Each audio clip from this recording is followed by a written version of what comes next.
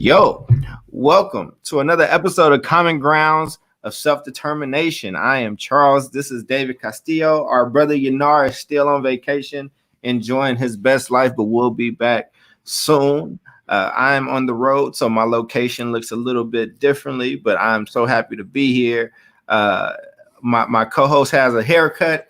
David, how are you doing, brother? Go ahead and show it off, B.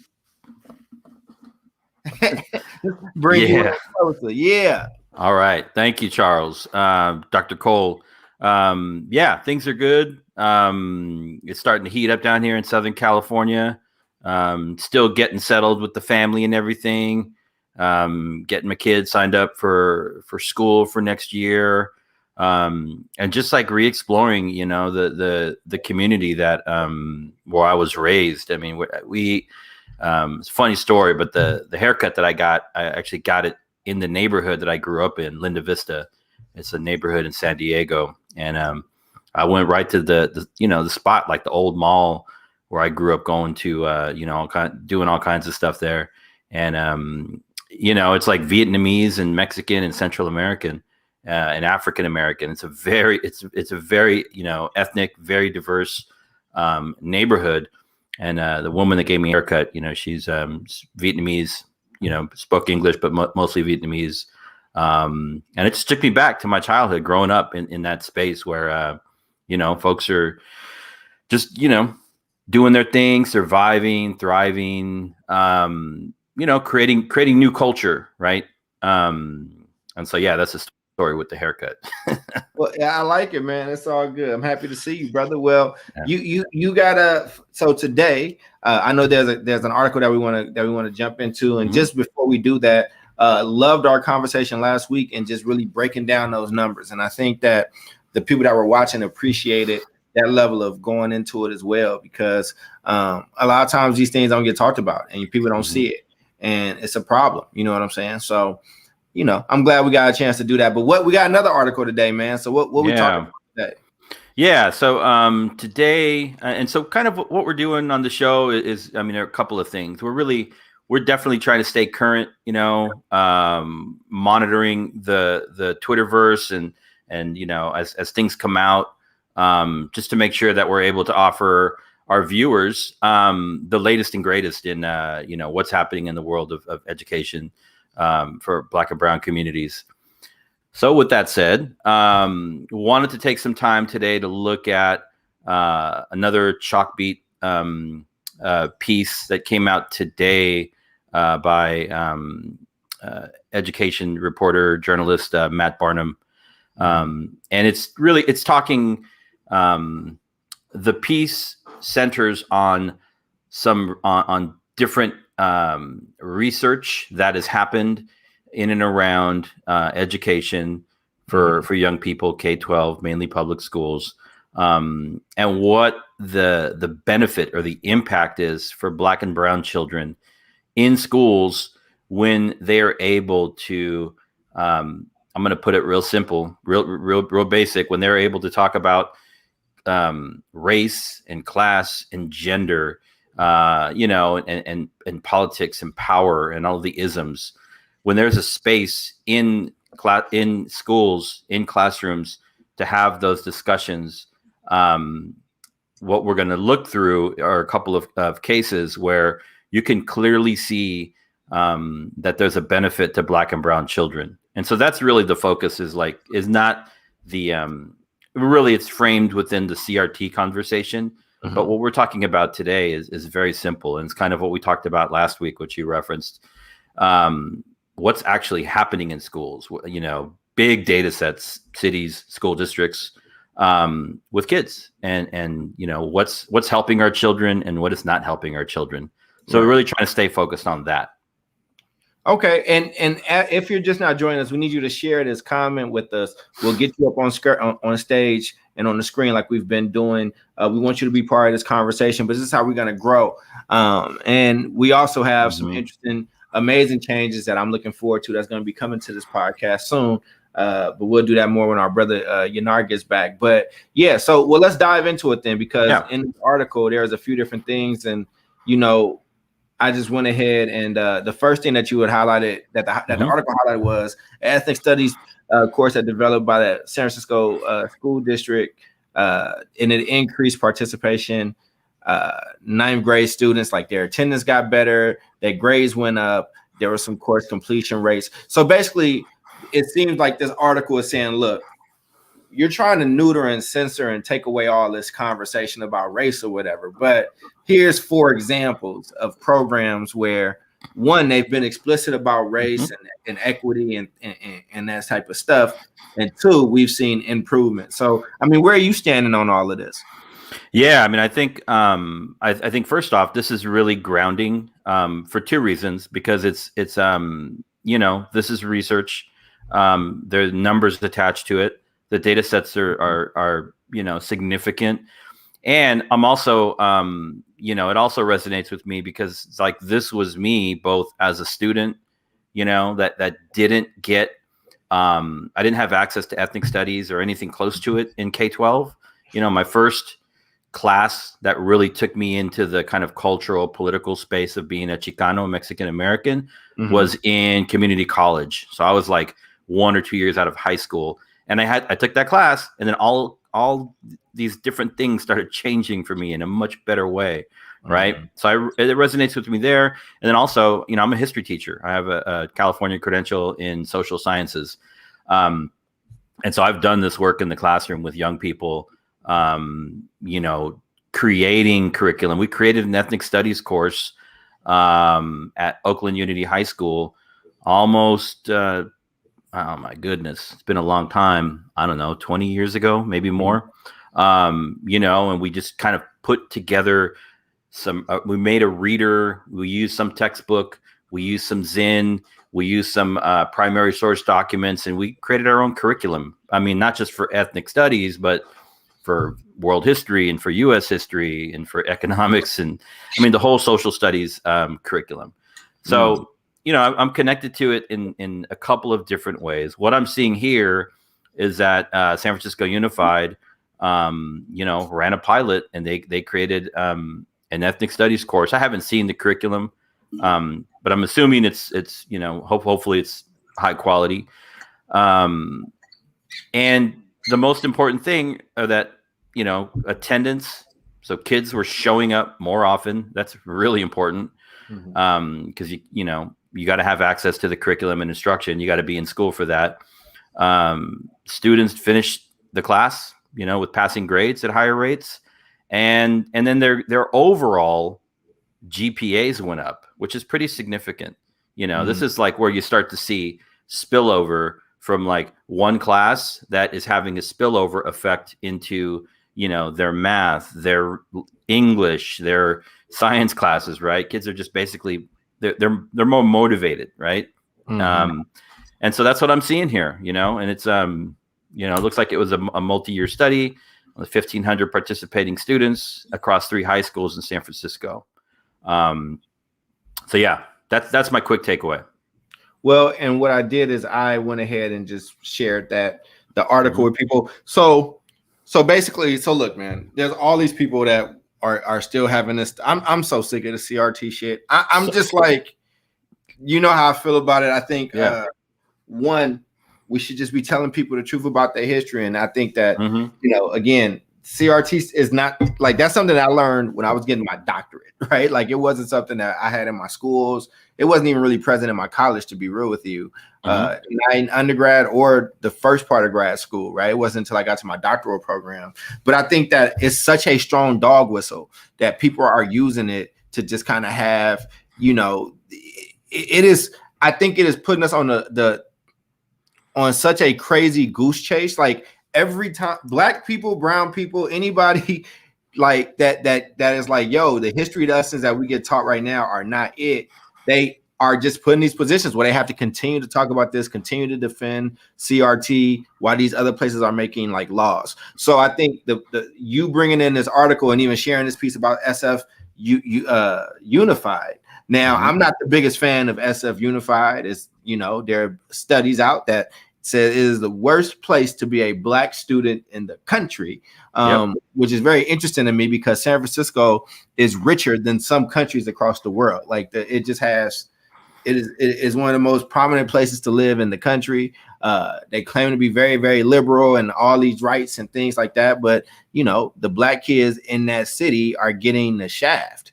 So if there is a program that is actually in the midst of that, helping to improve attendance and graduation rates and like raising grades, that really is significant. I think what you're pointing to, David, is that when kids feel valued, I know this as a researcher. One of the questions we ask in all of our cohorts, I've done 3 or 4 cohorts now with Energy Converters, is would you be more involved or engaged in school politics or board meetings and stuff like that? And they said, yeah, we would if our voices were prioritized, if I felt like I was valued by it. And I think that programs like this help kids feel valued. It's really hard to get your bearings with the way that history currently stands now. It's going through an indoctrination process that's not really adding to a lot of the value, you know, for a lot of these students. So I give this program its props. Because 9th grade is really significant. 9th grade is setting the course for what your high school career is going to be like and what your kids' high school's career is going to be like. So, you know, that's one example, man. And I know we got 3 others to point to, but I don't know if you have to add on that. Yeah. No, that's an important point. The 9th grade is critically important to, I mean, the 9th grade sets you up for what 10th, 11th, and 12th in life are going to be like. You know, and I say this over and over again, kids get one shot, you know, and so this is a program that's helping students get their feet more firmly on the ground, feel more connected to school. There are like tangible, documented positive impacts. And so, yeah, I mean, I agree with you. San Francisco Unified, it's also, you know, a very like school choice, unfriendly city. The charter school politics are really nasty. Right. But, you know, I can see here, you know, that they do have this this ethnic studies program. I'm assuming it's still happening. But there was a clear impact for children. And so, you know, we can't look past that. We got to like call that out when we see it. Yeah, man, I think it's wild. And let's get to your next one, right? So in the next one that we got, the Oakland class for Black boys decreased their chance of dropping out. And this one is a little bit more personal for both of us because we are really familiar with the program that they're referencing. So you want to give some backstory on this one? Yep. So it sounds like the classes that they're describing here are part of a program called the African American Male Achievement. That's the kind of department within OUSD. And so like and so you've got classes that are specifically designed to teach you know, students Black history, culture. I don't know what grades these happen in. There's obviously a discussion about challenging, you know, stereotypes that young people have about themselves, and how you unlearn those. And then there's also a college and a career advising component, which is critical, right? And you got to start early. And they did this across 6 Oakland high schools. And again, you know, I'm talking about a program. I think Oakland Unified has made some strides with Africa in terms of being able to serve African-American males and African-American students in general.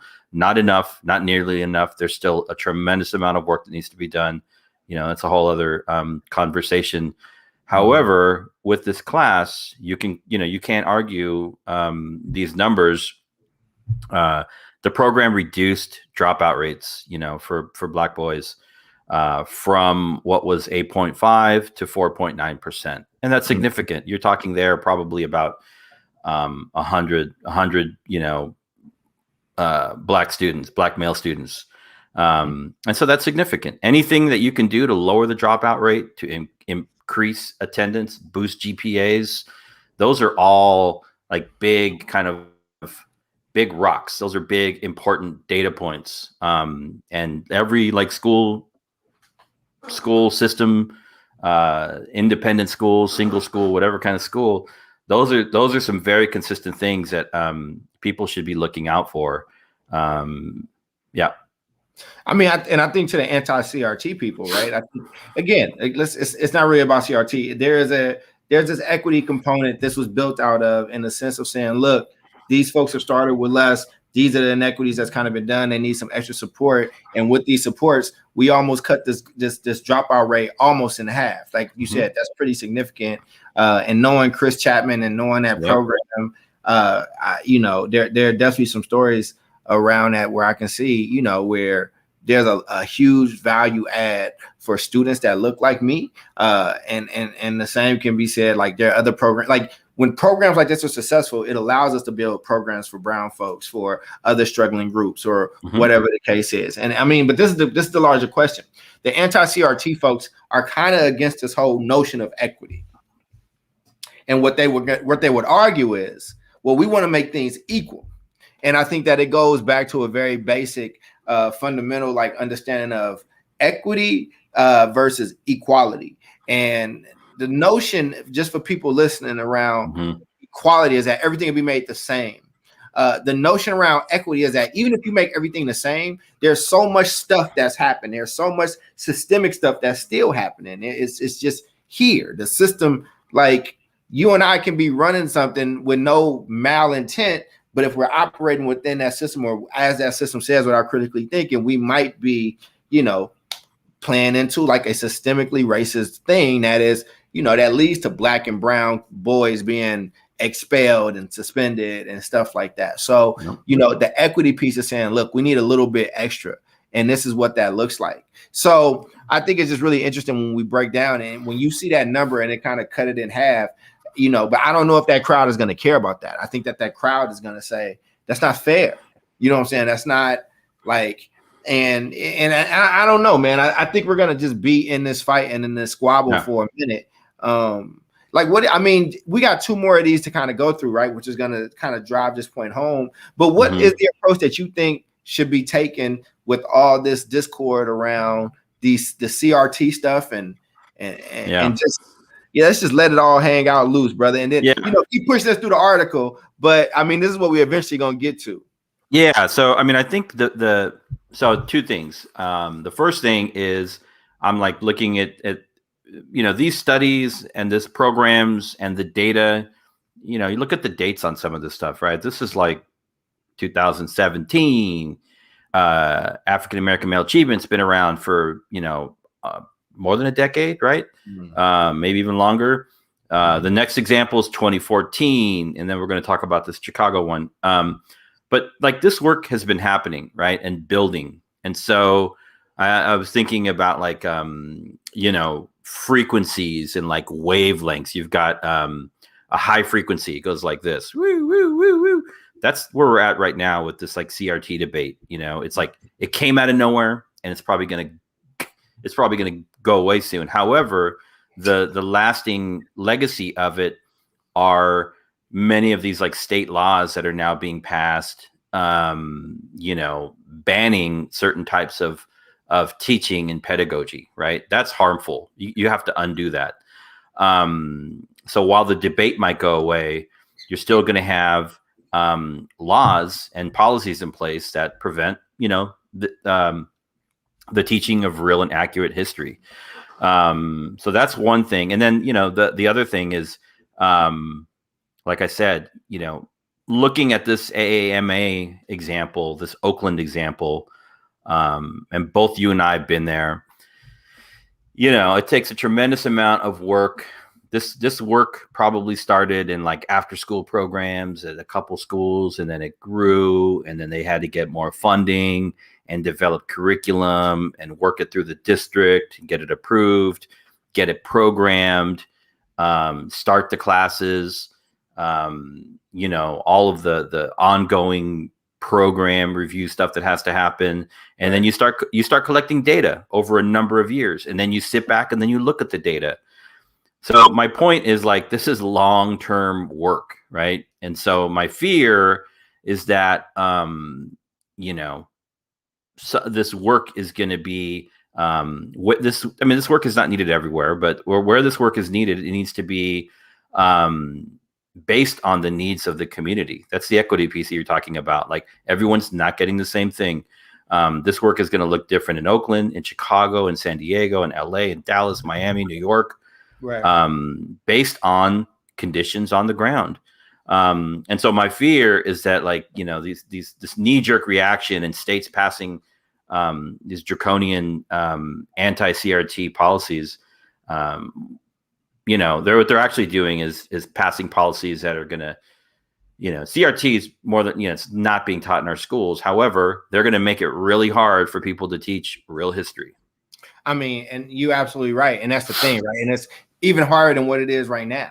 And I mean, we always see the little stuff that sneaks out where they're talking about happy slaves or these people were this or that, or just this misconception. And even as you talk about like what that Oakland program did, or this from 2014, Tucson's Mexican American Studies class, like this group actually boosted like test scores and like high school graduation rates. And I think it goes back to what we were talking about, and we're going to revisit our notion of the South Star classroom. When people can value themselves and they know who their history is, actually it raises all boats in a lot of different ways. It makes me engage in a different way. You know what I'm saying? And it just was, I mean, that's just something that is so important. But here's what I'm going to tell you if you're listening.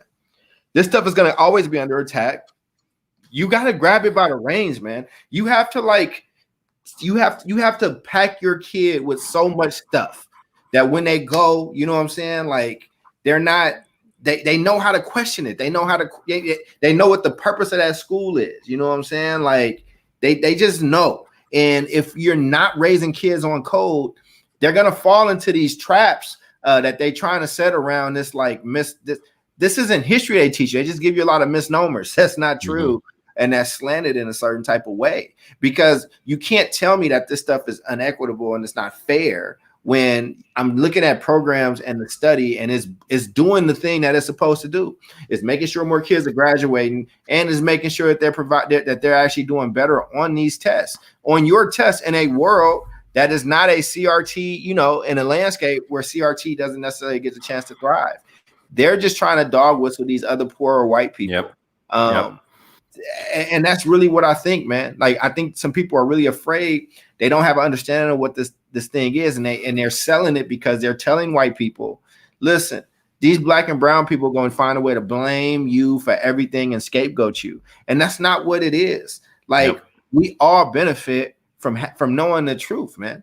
Yeah, like, and I mean, the flip side of that is, okay, so what's actually really happening in schools? And so on the other side, you have, I mean, there are some very, like, radical things that I've seen, or radical concepts that I've seen around, how history should be taught in schools. And I'm like, I don't really sign on to all that stuff too.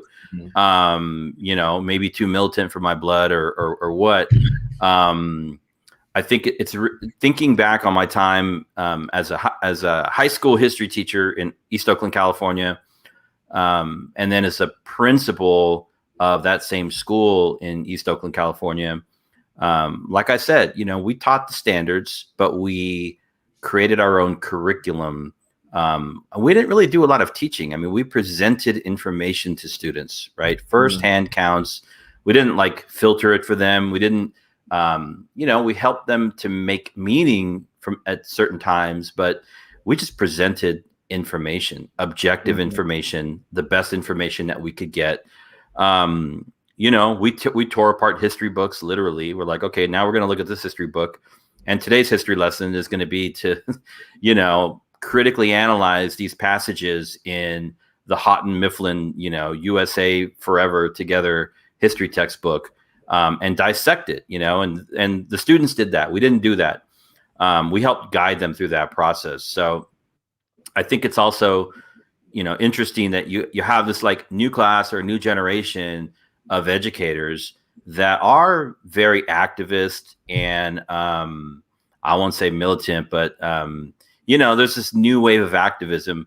But I'll tell you what, when we showed our activism And I've always believed the best activism, the most purest form of activism, is like teaching children to read, is like teaching children to think critically, working in a school or a school system that has demonstrated positive outcomes for all kids, right? That's activism. When I was principal at the school, you know, I don't know what folks think about this, but like, you know, we were there, like, I think around the time when Obama was first elected. And I would not let teachers wear any kind of like political stuff. You know, we were just like, we were like instruments. We were just there to provide a service to children. Like, you know, there could be time when you could talk with your advisor and get to know them better. But I'm like, we're not here to convince children that our way is the best way. We're here to provide them with information and let them make meaning of it, you know? And that's, you know, I mean, I don't see a lot of that these days. I see a lot more like activism. Here's how I think, here's how I feel, so you should feel and think the same. And that's problematic too, Charles. Oh, absolutely, man. I think that it's the worst. If I'm gonna be real with you, I think it's the worst. And I think that that's not our job, right? Our job is to prepare people so they can be critical thinkers and make decisions for their own lives. And I think that this is I'm kind of sick of both gangs. At this point, I'm sick of like the Republican, like super conservative gang, and I'm sick of like the Democrat, like super left leaning gang, right? Like that, like, no, man, teach me the basics. Like, let me know a little bit about who I am. And like, systems should not try to get you hooked. Systems should not act as a drug, right? They should like be trying to like get you off of them. And that's just one of the things that when we had this conversation, I mean, we can even shape into the last one, because there's just one other point that's just showing that when you focus like and teaching people about themselves, like students get more active, they get more engaged, they're better critical thinkers because they see themselves as being a part of it, man. This is why Mattel will now make, you know, or whatever, and Barbie will now make, you know, black Barbies and brown Barbies and things like that, because it's gonna sell better, because people like things that represent them. And has something about their history. So we've gone through 4 of these things, man. And I don't know if you want to have much to say on this, but I think it's shifting us into, you know, what we've been working on with Yanar, but like on the South Star Classroom. And this is just making the need of it even more, especially with all this stuff that's happening. What should we be doing, David, in the midst of this current climate? We should just end on this. Like, let's have this kind of conversation. And I have a slide just ready to kind of say what we got so far, but I'll put it up for you while you sift through that just mentally. Yeah. So we're talking about the framework of the South Star Classroom, right? Yeah, pretty much. And I'll put up something to just kind of help people. It's not, you know, it's not the full thing, but we can just focus on this part. Let me make it bigger, actually. Yeah, man.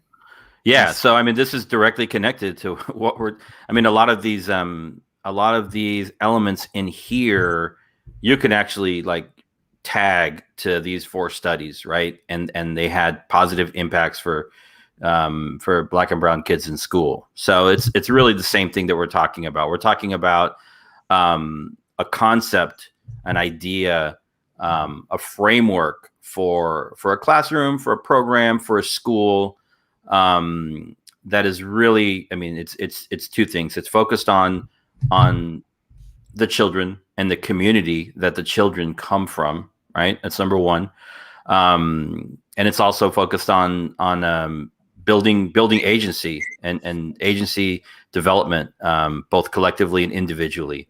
I mean, I think those are the big pieces, the big rocks to it. I think academic liberation is a number of things. I mean, that has everything to do with curriculum, you know, how the curriculum is developed, who gets to develop it. You know, is it reflective of, I mean, it has to be reflective of, you know, many things like global picture, national picture, and then like local community, right? Is it reflective of those different levels? And then also, what we see a lot in our schools is a sorting out, and I'm not criticizing people for this, but I know it's like the logical step to get to where we need to go to. But a lot of these programs, they focus on like one group, and I think, okay, so you had something, so like this AAMA work in Oakland, you have positive results there. So now let's lift up a course for brown students, which they're doing, which is great. And so that connects to the partnership between Black and brown communities, making sure that we're working together to lift one another up. And I mean, I think for me, man, when I look at this, we just don't have, we just got to build it. We can't keep waiting on people. We can't expect folks around the country to get it kind of together. I think the three of us, me, you, and Yanar, and if like I said, some other brothers from some other brothers from A Black Cancer, whomever. I think when we talk about this South Star classroom concept, it is what needs to go into teaching our own. So I'll think of it like this: like, what do we need to be teaching Black folks about themselves that show them being empowered? What do we need to teach brown folks about themselves that show themselves being empowered? How do we then make sure that they're reading each other's stuff? So it's like, okay, here's a segment where the Black folks is reading about the brown folks' history, and the brown folks are reading about the Black folks' histories. And then we have another section where it's just like when it comes together. So like for me, Fred Hampton did that with the Rainbow Coalition, where he was getting Black people and brown people and gangs and poor white people, right? Like area like type stuff, but kind of being like, yo, this is how this system is working against all of us. Like, I think we just have to come and just kind of build our own thing that does that, David, because when we talk about building something that focuses on academic liberation, like, let's just sit in what that actually means, man. Yeah.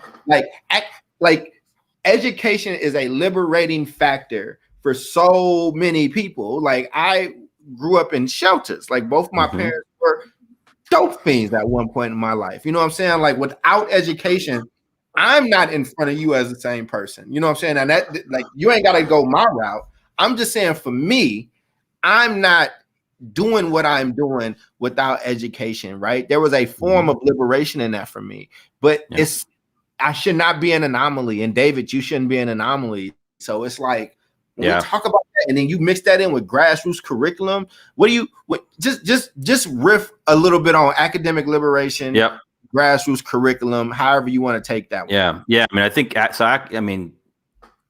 Academic liberation, and I think you have the whole like, well, maybe college isn't for everyone. I'm like, yes, that's true. However, your dad like developed a microchip out of his garage, and now he runs some like supercomputer company. So maybe you don't have to go to college because you have money, right? For the majority of Black and brown people, what we're talking about here is transformation, right? Transformation of you as an individual, transformation of your family, of your community, and of your people. And what that looks like is, you go to school, you graduate from. I mean, it doesn't necessarily have to involve college, but at some point, did you take a course, or were you able to engage in a curriculum and discussions that embodied like who you are, who your family is, what your history is, right? Because then something changes there. You go from, and this is my experience. I went 12 years, 13 years in public education, with education just like coming to me, like, oh, you're going to learn this, you're going to learn this, you're going to learn this. Most of it was subpar.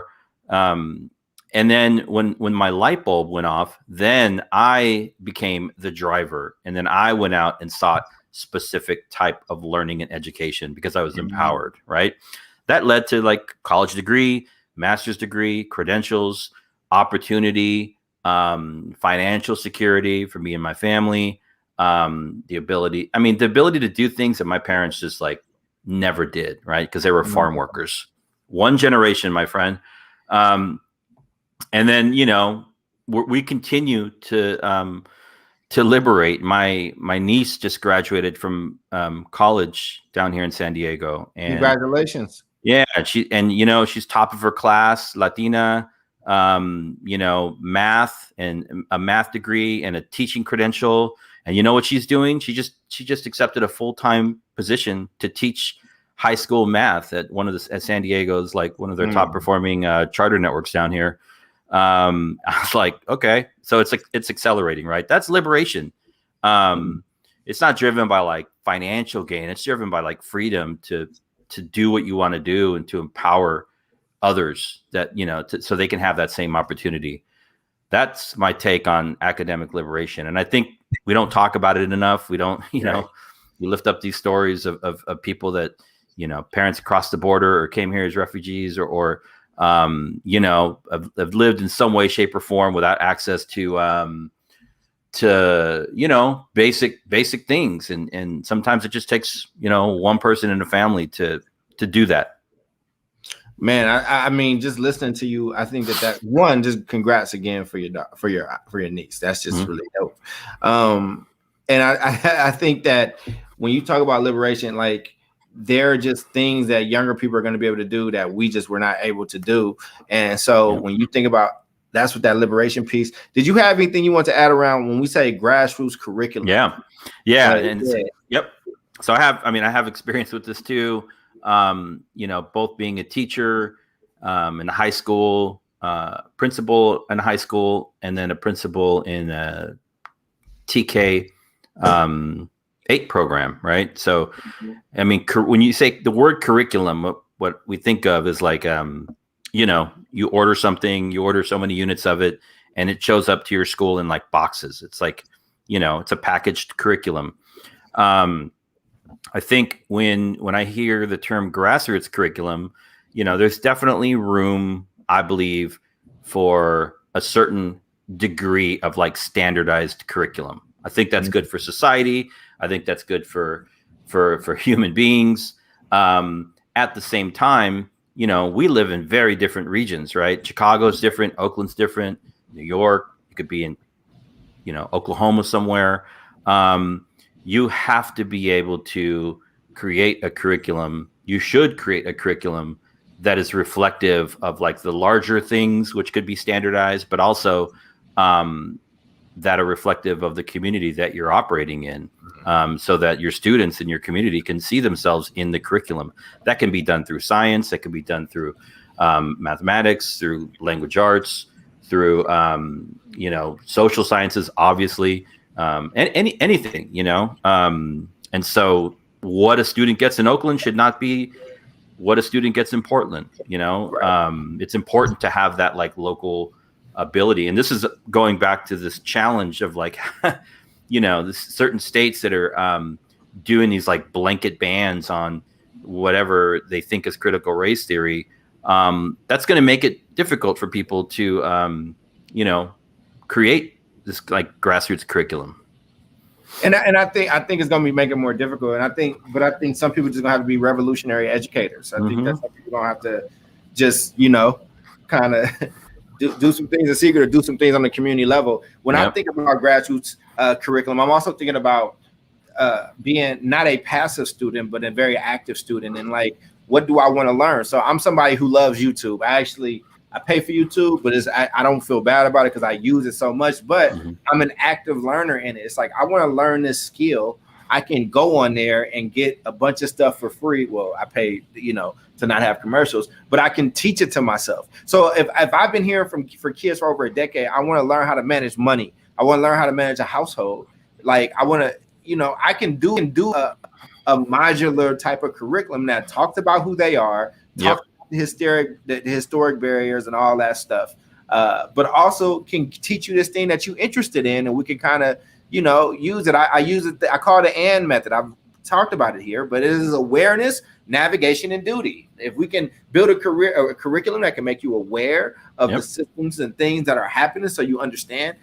2, deals with the navigation to help you not fall into the trap, because this society does not allow ignorance to be an excuse for you not being able to navigate. It just doesn't, especially if you're us. Look at our jail rates. And then and then this grassroots curriculum shall also do the final thing, which is build in a sense of duty. Like, now that I know this, now that I know better, I should be in a position where I can do better, and I have a duty of service. I have a duty to spread this word. I have a duty to make sure that other people are getting the same type of experience that I am. So when we start to build out, you know, and do assessments with folks, and if you want an assessment for your school, you should reach out to us, and the three of us can, you know, we can see what your budget look like, and we can holler at you about it. But in that assessment, when we build out a grassroots curriculum, it's going to include those three notions at the very least. Mm-hmm. Absolutely. And I think, you know, one good question for, like, you know, if you want to go into a district or a school system, you know, to conduct one of these audits, right? You know, you're going to want to talk to teachers, you're going to want to talk to administrators, you're going to want to talk to students, and you're going to want to talk to community, meaning parents and community, right? Yep. If you're talking about curriculum, like, the first question is, and I don't, the curriculum can be whatever. You're running a school somewhere where they have a large bat population. So in your science, you're going to talk more about bats. That's fine. But the question that you ask is, number one for community is like transparency. You send your child to this school. Have you seen the curriculum? At what level of detail has this school system, school district shared its curriculum with you, right? That's pretty much a deal killer right there when you're like, well, I actually don't know. I just send my kid to school and they come home, right? That's a problem. So when I think of the grassroots curriculum, a piece of that is like developing that with community, right? You get community input, community feedback, and then you get community engagement. And, you know, I just have not seen that done. I've seen it done in places, but I think that's a really interesting point. You know, it's like, these schools do not belong to the people that work in the schools. These schools belong to the communities. And so the curriculum has to be reflective, you know, and the only way that you make it reflective is to engage people and have them be part of building it. But you don't, unless you actually work for the system, you don't work. You should not work for the system. The system should be working for you. Yep. And so Black folks and brown folks and poor folks, like, have held up the system on its back through broken minds, through, like, you know, horrible literacy rates and horrible, like, math rates. Generations. Over and over and over again. Yep. And it's dominated by white folks, people that's not from that community. And if you flipped any of those things to where it was Black people and brown people, if it was 95% Latino people teaching all the nation's kids and the majority of white kids, and they failed at the rate that Black and brown kids were failing, it would have been a war. It would have been an actual war. So, but that leads us. But that's what I'm saying. But that's why it leads us to this next piece, man. Yeah. Like, the Black and Brown partnership, and then the Black and Brown agency development, both individually and collectively. And this is why this part is important. This piece is important for a few different reasons, man. But, like, it's hard to go at it alone, and it's hard, you know, but it's a little easier if you got some friends. And what needs to happen for Black and brown folks to, like, get to a place of true solidarity where they can kind of move forward together. And here's what I'll even say. And if you're listening right now, we need you to like it, share this. Let me see these like numbers go up. But even as we're building this part out, I think what needs to happen first is you got to put your own mask on before you can, you know, go and save other people. That's what they tell you in the airport. So part of that agency development is, what do I need to know as a Black person about my history and about myself that I'm feeling up here and higher? What do my colleagues that are brown need to know about their history and their heritage so they feel strong in who they are? You know what I'm saying? And once we get to that level, right? Like, as soon as we get there, now we can start to, like, build this thing out together. And those are the final two kind of pieces. I mean, there's some stuff that you and I and Yanar are gonna still build out on this, but, you know, y'all are watching the formation of a consultant organization just kind of come, because I'm tired of talking about it. I'm tired of hearing about it. And like, we've done this. You have ran multiple schools and built them from scratch. You've gotten results with Black and brown folks alike. And in California, same with Vic, you know what I mean, who's done this in Texas and that. And I've been working with young people and families and communities my entire adult life, like starting as a social worker. Like, we need to just go ahead and just drive it, because regardless of what they say about this, if they ban CRT and we can't talk about it in school, then we'll do it at an after school program. We'll do it with community. Like, you don't get to put barriers on what the hell I learned in the United States. Just because I complain about these things, I got rights just like David got rights, and we're gonna exercise them and execute them, and we got the freedom of speech too. Man, the South Star classroom is coming, man. Yeah, I'm sorry. Yeah, I didn't mean to go off like that.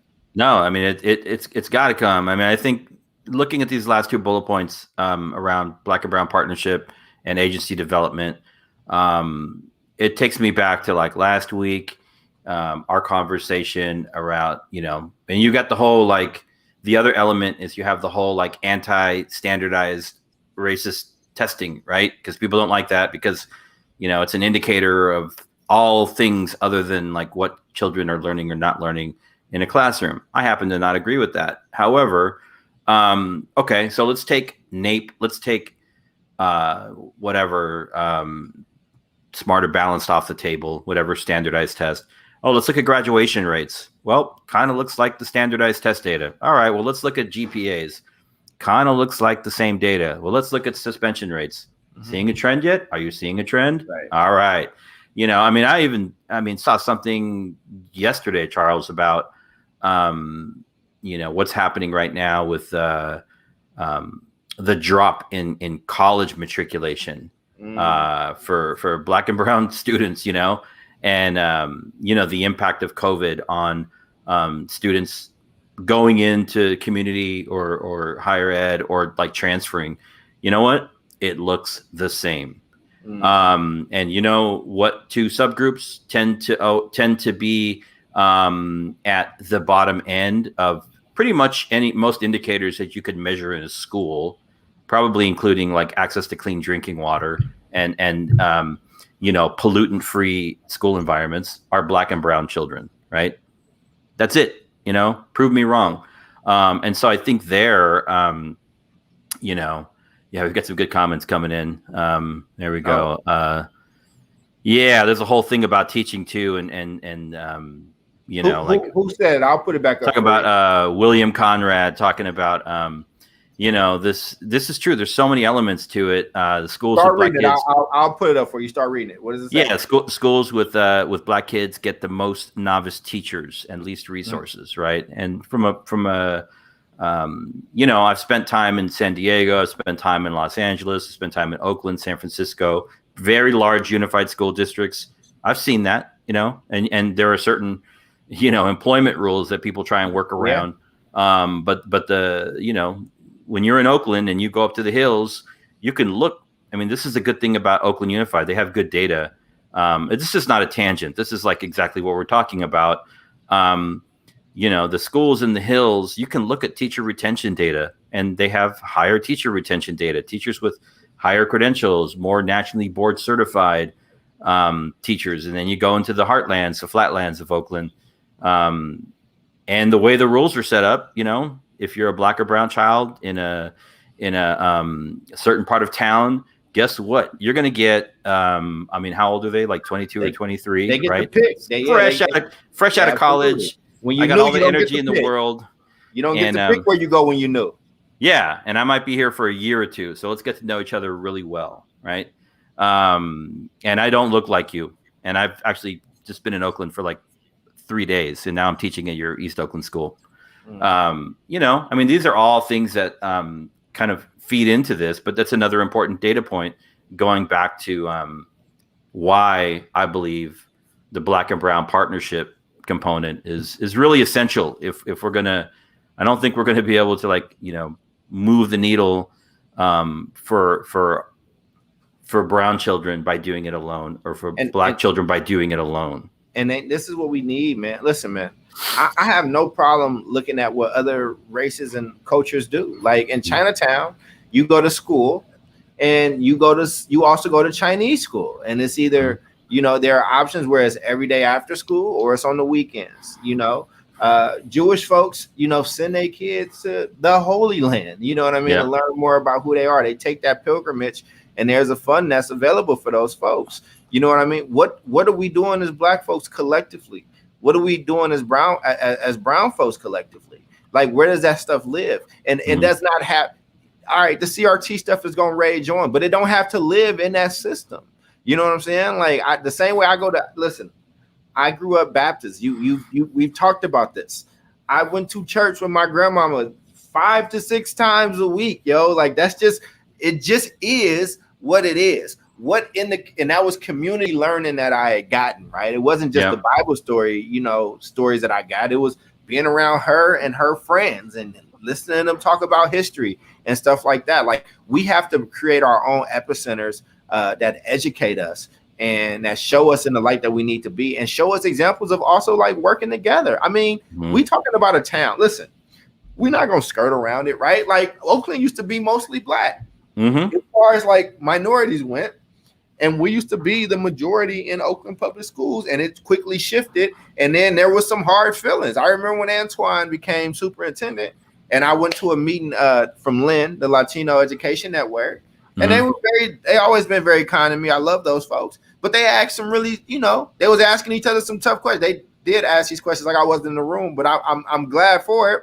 But they were like, yo, they getting the Black superintendent, where's the brown one? Because now we're the majority, right? Like, it's crumbs. Like, it's crumbs that we feel like we got to fight for. You know what I'm saying? And nobody's trying to give ground. And I'm not mad at them for asking that. Like, it's not I'm glad we got the Black dude, right? But I'm not mad at them for asking, because if it were the other way around, I would ask and I would want to know. But again, how do we get to a place where we're not looking at it as a scarcity model, but we're looking at it as a model of what needs to happen, and seeing each other as a source of power and strength? Yep. Yeah, the scarcity piece is it's critical, because almost every time, people get into some kind of disagreement or argument or whatever it is, it's like, we live in those spaces. You're like, okay, it takes you like 5 seconds. You're like, I know what's going on here, right? This is classic. This is played over and over again. It's a legacy of United States history, right? It's like under resourced, and then it's like, let's see what happens. Let's see how they, of course they're going to fight each other, right? So I agree. I mean, I think, I think with this. And we haven't talked a lot about it on the show, but like with the pandemic, right? Everybody's out of school, and now people are coming back into school slowly, right? And I think, in mass, I think there's been an awakening in general around like parents paying attention a little bit more to like what's happening in schools, right? And so I'm just wondering like how that, and some parents paying a lot more attention to what's happening in schools. Everyone kind of took it for granted, or just complained about it, or didn't have the agency or access to get better education for their kids. And now I think a lot of people are really thinking differently about it, myself included. And so going back to the point, around like, what are we going to do about it? I think, the big systems, Charles, I mean, these are going to be really hard to like change and shift, just because they're big. And like, you could like want to change, like, okay, we're going to go from Taco Tuesday to Pizza Fridays, and like, no, we got to have a meeting and set up a committee about this stuff, right? Nope. Okay, forget it. We'll just keep it Taco Tuesday. Some school districts are definitely innovating, talking about like curriculum, looking harder at their data. I think the charter schools, charter networks have a great opportunity ahead of them. And if they don't, if they miss this opportunity to really like rethink and refocus on education, not really innovation, but just, thinking about how they're serving communities, it will be a missed opportunity. I think you have a lot of folks that have just straight up abandoned public education and have gone, a lot of folks have gone private. I've had people during the pandemic, private, all that. Yeah, homeschool. I had friends that are like, I pulled my kid out of Oakland Unified and sent them to, an Episcopalian, llama farm school. Well, are you Episcopalian? Nope. Do you like llamas? Nope. But the school was open. So we're there, right? And then homeschool, right? And I think that's going to be an interesting one to come out of, because while we weren't homeschooling, our kids were doing school at home, but I think a lot of people did discover the power of homeschooling, and really, at that point, that's community-based education, 100%. So, absolutely, yeah. I think this is good for us to close on. I think next week, what you talked about, I think you previewed it. I think we should continue this conversation, but also of like what's the what that's in it, because I do believe that we need another set of curriculum, another set of resources, a kind of at your pace type of thing that you can do at home or in community or with people, like the same way, like the Netflix model, how me and you can choose to watch a show. There's a show that's on Netflix. You can choose to watch one episode a week if that's what you want to do till you get done, or I can have, a weekend of binging. If I had that opportunity when I was in school, I probably would have actually been at even higher levels, because I didn't have to wait. I'm one of those people that likes that adventure. I'll even end my piece on this, right? Like, I didn't like reading as a kid. And then there was this guy named R.L. Stein. Are you familiar with R.L. Stein, the Goosebumps books? So he wrote this. He's like, think of Stephen King, but for like kids books, right? Like kind of horror books or whatever. He actually has a rated R, like 4-part or 3-part series movie that's on Netflix, and it's R-rated, but it's actually pretty decent. But he did something in one of the runs. He did a choose your adventure kind of Goosebumps book. I didn't read just a regular Goosebumps book, but I would read the books where there's like a scenario, and they'll say, if you choose path A, go to page 45. If you choose path B, go to page 58 or whatever. I loved it. I did grow up on choose your own adventure books. Got you. I still have my original set. Exactly, man. So that's what I'm saying. So what if we just need to create an independent body of curriculum that has the values that we just talked about, where you can choose your own adventure, you can choose your own pace, and it's there, and you got a way to test yourself and make sure that you've mastered this thing, and then you move on. Like, we gotta, if we're gonna change things for our community, we can't wait for a system that wants to see us continue to fail. It. That's my last piece. You take us home, brother. Yeah. Can you preview next week? I'm gonna give you the full screen so you can take us out. All right.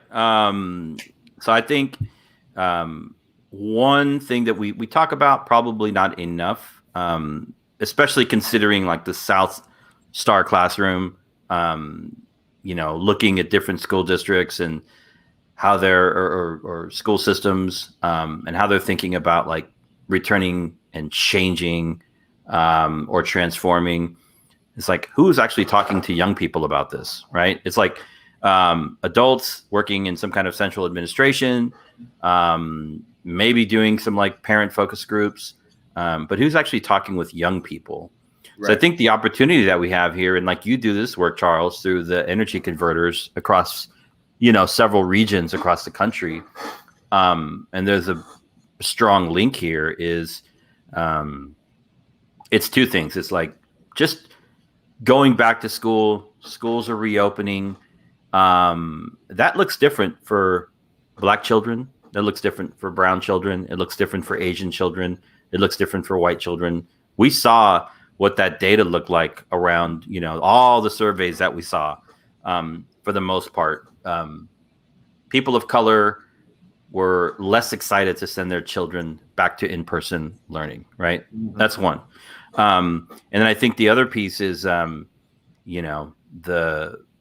debate around CRT that's happening, and the development of the curriculum that we're talking about, right? This like grassroots curriculum, and when you decide that you are going to develop curriculum or adopt curriculum or modify curriculum or get feedback on a particular curriculum,